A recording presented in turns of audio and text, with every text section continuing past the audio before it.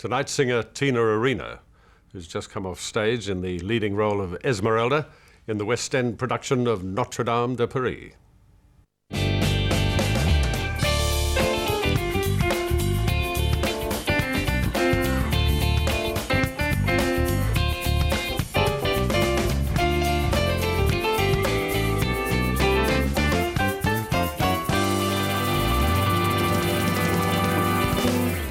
Good evening and welcome to another special program coming to you backstage at London's Dominion Theatre.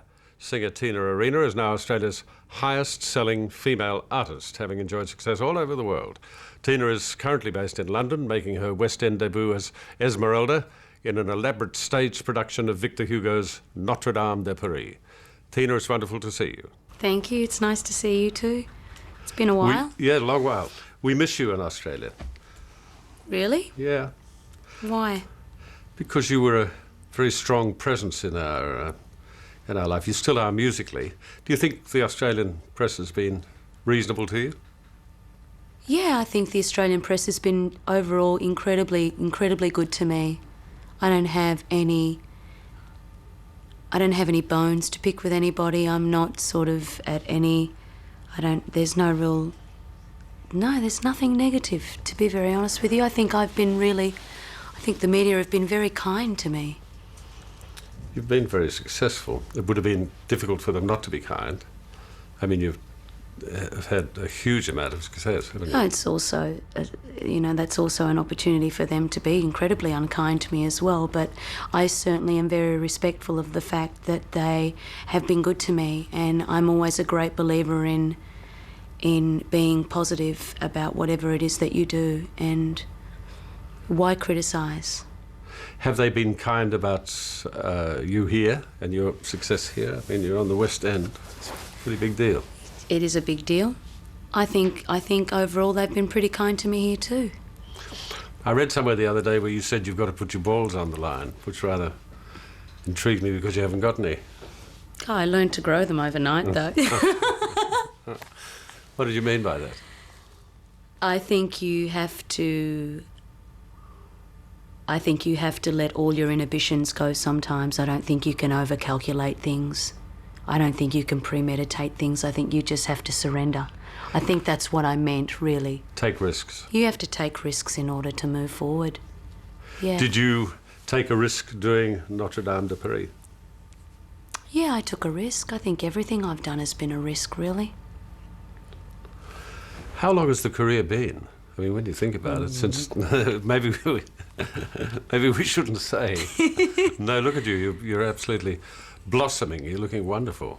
It's 25 years, May 2001. Extraordinary, isn't it? Yeah. Have your parents seen the show? Yes, they have. They flew over for opening night. And their response? Overwhelmed. Truly, truly overwhelmed. I think the fact that they're both Mediterranean, they really embraced the whole story. They know the story and they loved it and they enjoyed my interpretation of it. I was a bit sceptical as to what they would actually think. Did they stay a while? They stayed for nearly 3 weeks. Was that good? Yeah, it was very needed. Family is still the most important thing in my life, I would have to say, quite honestly. I miss them. I miss them big time. More than they'll know. Didn't you tell them? Oh, I tell them all the time. That's the wonderful thing about getting older, is the fact that it's much easier to say, you know what, I really love you and I really miss you and I want you more in my life. How can we make this work?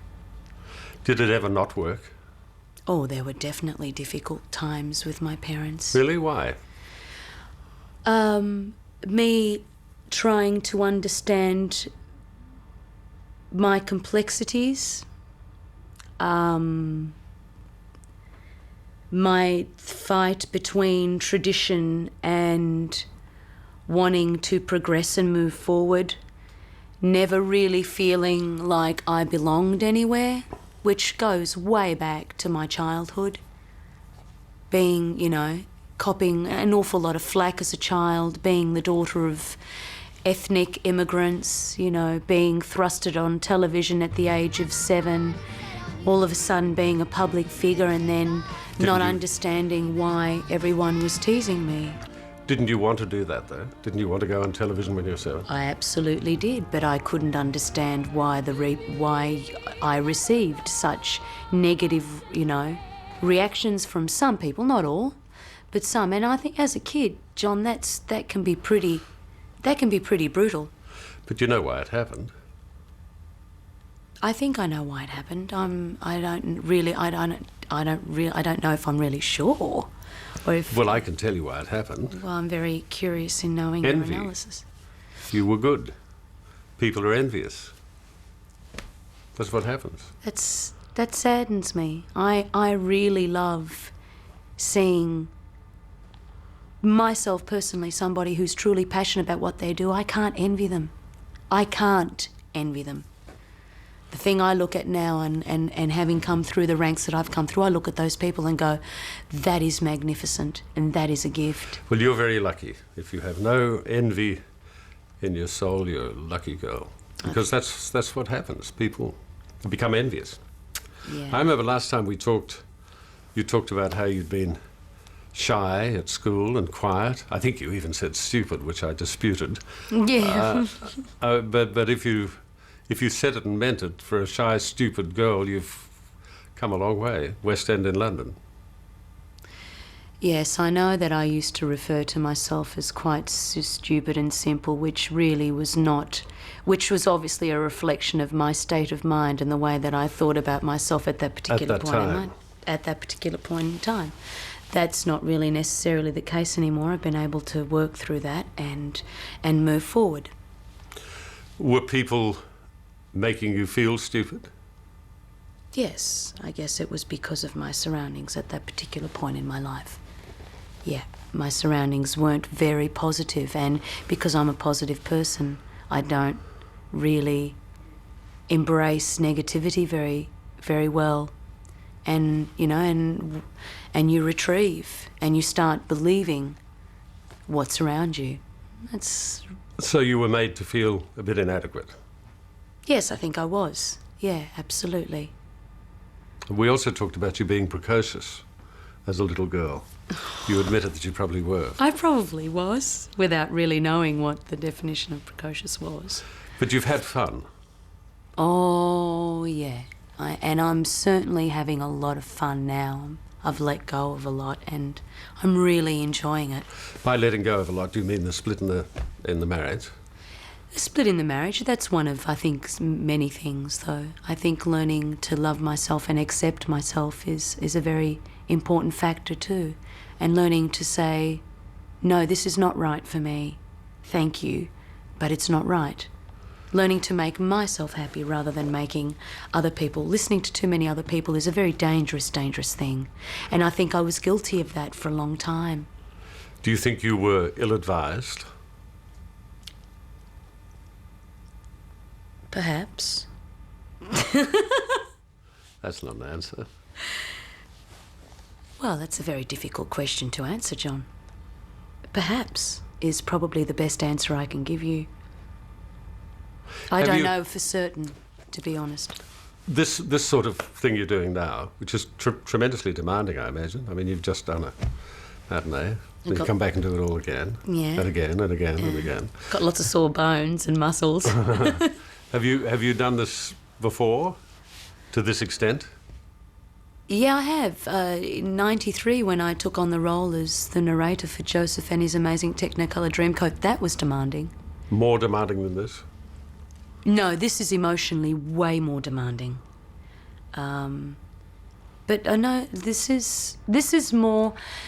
Not only is it physically demanding, but I think more importantly than that, this is the most emotionally draining performance I've ever had the pleasure of doing. It's a wonderful story.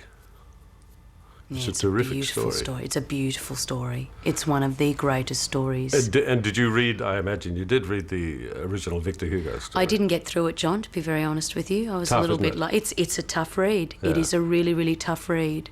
But I was continually amazed throughout the book in his amazing perception of women and the way that he looked at the roles between man and woman. He really quite idolised the woman, I think. I think he thought of her as... when I look at Esmerelda, it's almost like the Virgin Mary. It's quite an extraordinary power the woman has in Victor Hugo's story. And you've been to Notre Dame, of course. Several times. That makes you realise how perhaps unimportant we all are in the world, doesn't it, when you see a creation like Notre Dame, built in the 10th century. Extraordinary piece of architecture. Extraordinary is definitely the right word. We'll have a little break, and I'll come back in a moment and talk some more with Tina Arena.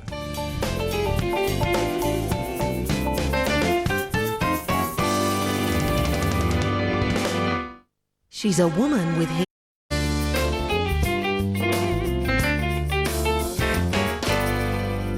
From backstage at London's Dominion Theatre, my very special guest is Tina Arena. Tina, who advised you to do this show? Or did you advise yourself? I advised myself, actually. I think this is the first gig in my life that I can honestly take total credit for.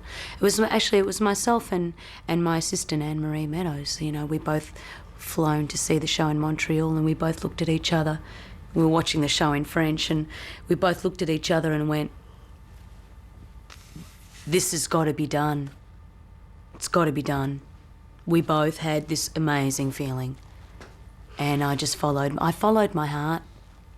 I really did. Well, that's a good thing to do. Yeah, I think so. I was a bit saddened to see some of the reviews were a bit critical. And I wondered why. Do you know why? It's always really difficult to know exactly why. You can only really assume. My assumption is I don't really believe that the relationship between the English and the French has ever been really fantastic, although they're both very, very strong nations, and I think both feed off one another. There's a sense of competitiveness between both nations. Notre Dame de Paris is not a particularly traditional piece of theatre. I believe that it is theatre moving into the 21st century. It is a wonderful story. It is like a series of vignettes. It's kind of the way I see it. So it's not really traditional where you have a story and you have a plot and everyone can follow it right through. It requires the person to think a lot. I don't think a lot of people really want to think when they get into the theatre. I think they want the thinking to be done for them. This show required a little bit more thinking, so people were a little bit perturbed over that. Do you worry about reviews, particularly when they get personal? No. Don't you get annoyed? I think I was annoyed for maybe 5 minutes, and I went, why? I didn't understand why. I'm kind of like, I'm one of these people that I want to know the reason why. And I couldn't really understand it, so I just let go of it. I'm not really particularly interested in what one person's perspective is, really. I'm interested in the general public, ultimately, what they think. That's all that matters, ultimately. Well, in my life, in my career as a performer, that is the most important thing for me, aside from the fact that I want to enjoy every moment that I have. But the next thing is does the punter like what's going on? Is the punter having a good time? That's very important. And they stand on their feet every night. Every single night. There's been one night that they haven't stood on their feet. That, for me, is the greatest reward a performer can have. What happened that night that they didn't stand on their feet? Oh, they were just a bunch of... They were corporate invitees. How do you feel? I'm sure there'd be an argument from everybody in this room when people say, for example, that you don't have any sexual charisma. I mean, I can't... If I look around the room, I don't think you get too many people agreeing with it. But when you read a personal thing like that, how do you respond? Honestly? Do you say, what The hell would you know? Or? No, honestly, the first thing that I did when I read that, I don't even remember what the reviewer's name was, because that's how really irrelevant it is to me. The first thing I did was laugh, and then I said, perhaps that person's not terribly interested in women, wouldn't you say? Peut-être. Maybe. Or perhaps he's a little misogynistic. Perhaps he had a really bad experience with women way back in his childhood. I don't know, bless his heart. Whatever. So you've got no misgivings about doing it? No. How did you get the part? I spent most of last year in France. The In Deep album did incredibly well and is still kind of continuing to sell there, and I recorded a couple of French tracks. I was on a television show called Tapis Rouge, Red Carpet, which is a really fantastic variety show with all sorts of different people from all walks of life. In this particular show, they were featuring and paying tribute to Notre Dame. I happened to be on that show as well, performing my second single, which had come off the In Deep record in France and was starting to do really well. So Luc Plamondon, who wrote the French text, and Richard Cochante, who wrote the music, were on that show as well. And I'd sung my song and I'd sung it live, and the both of them asked Sony if they could meet me after my performance. So I met them and they said, you know, could we meet one day and chat about some things? And I went, sure. So a couple of weeks later a meeting was organised and they both came and said, we'd love you to be a part of the soundtrack, what do you think? And I went, love the music, I would be very honoured to be a part of the soundtrack. And we have another question. And I'm like, oh God, what's this? Would you be interested in playing the role of Esmerelda on the West End? And I was a little gobsmacked because it was totally unexpected. And I actually said to them, can I get back to you with my decision on that? And I think they were a little surprised that I didn't go, yay. But I really wanted to think about that. It's a big commitment. How long did you think? Days? Weeks? It was a matter of days, not too many days. I said, I will get back to you because I know that you need an answer properly. So I got back to them within days. So you mean they offered you the lead in the show with no audition, nothing? No. I'm lucky. I'm really, really lucky. You're talented. Don't forget that. If it fails, what do you do? You know, what's failure? Well, I suppose if it closes. I think the only way that you can ever really look at that is that perhaps the timing was wrong. Perhaps the audience weren't ready for that kind of theatre. Yes, I understand what you're saying about that. If it succeeds, and we hope it does, then what? Fantastic. Would you like to tour it? Would you like to take it to Australia? I'd love to take it back home. Do you think it would be greeted warmly in Australia? Knowing the Australian public and knowing the way that they like music, yes, I do believe. And knowing that they do appreciate theatre. Being such a young country, they are very appreciative of theatre, and we have an incredible theatrical public there. I think it would be received really well, yeah. So if it succeeds, you'd like to tour it. So you'd like to keep doing it? Not for the rest of my life. No.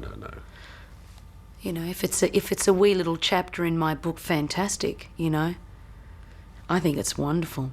Let's just have a little break here and I'll come back in a moment or two and we'll talk some more with Tina Arena. I hope you can stay with us.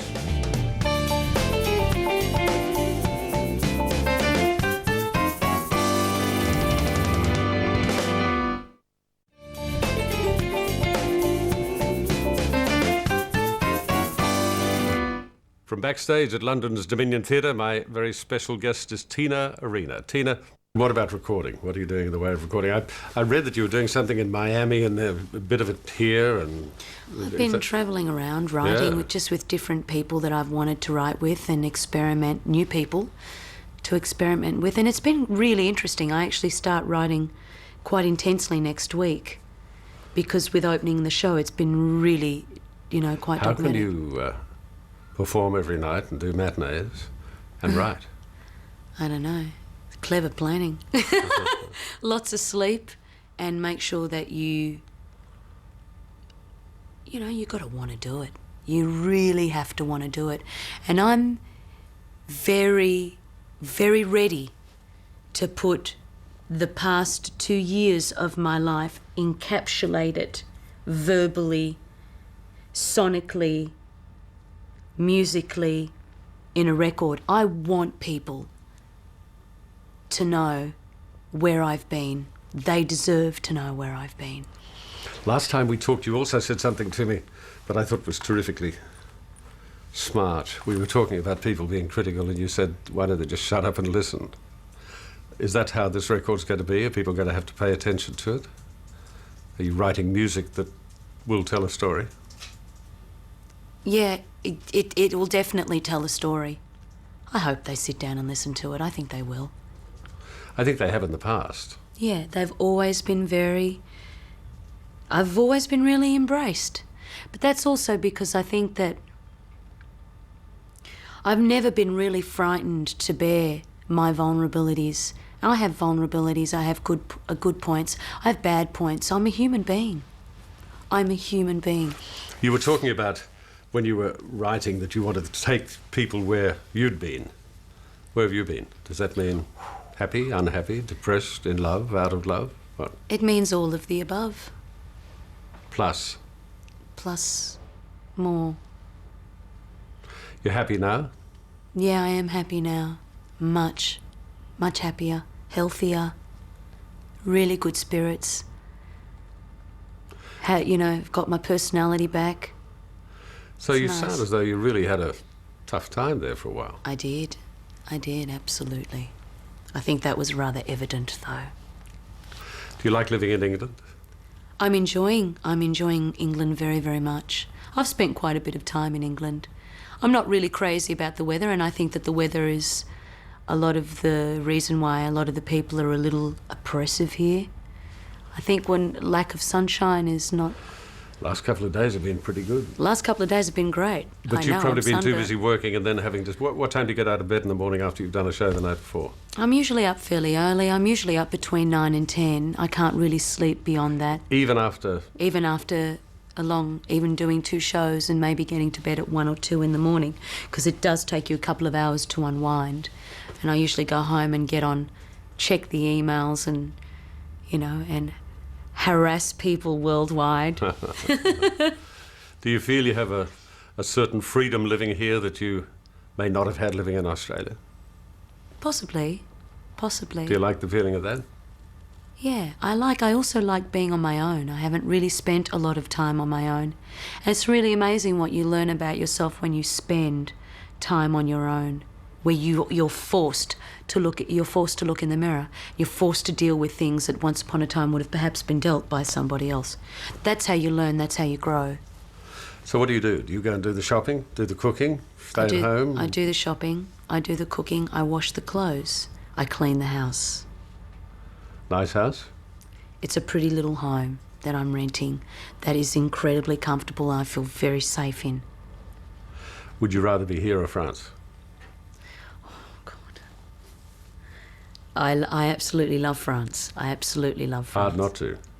I adore Provence and may spend a few years of my life in Provence, eventually, once I find my little haven, either Provence or Italy somewhere, and commute between Australia and Europe, because I love my home. My home's always going to be my home, and it ain't going anywhere. Nowhere. We're hearing stories about a new love. True or not true?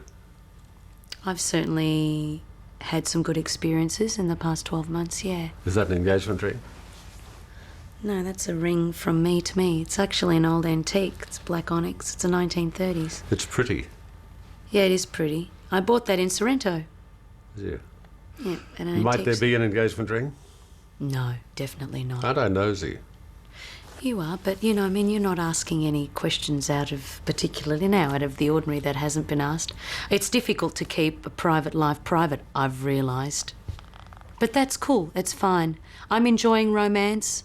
I'm enjoying meeting different people and going out with different people. I've particularly been seeing one person. It's been great. It's been really good.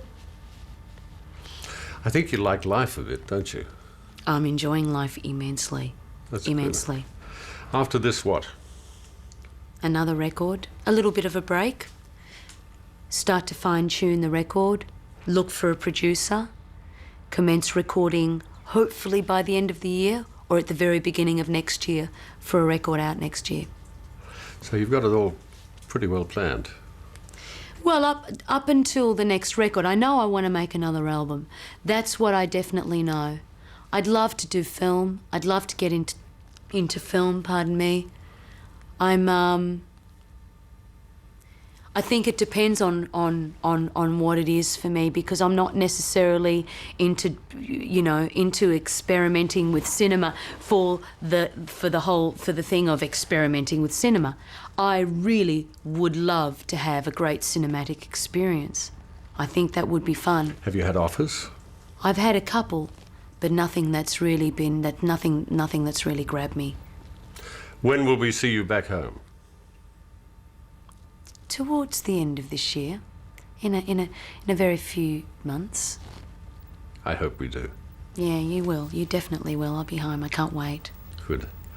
Been great to talk to you. It always is, Tina. You're looking wonderful and appearing happy, which is great. I hope you are. Thank you. And let's hope the show works. I'm sure it will. Be a great success. Fingers crossed. Okay. Thank you so much. Pleasure. Thank you. Well, that's all we have on the show for tonight. I hope you've enjoyed it, and I hope you can join us again tomorrow night for another special program coming to you from London. Till we see you tomorrow night, and I hope we do, good night, and thank you.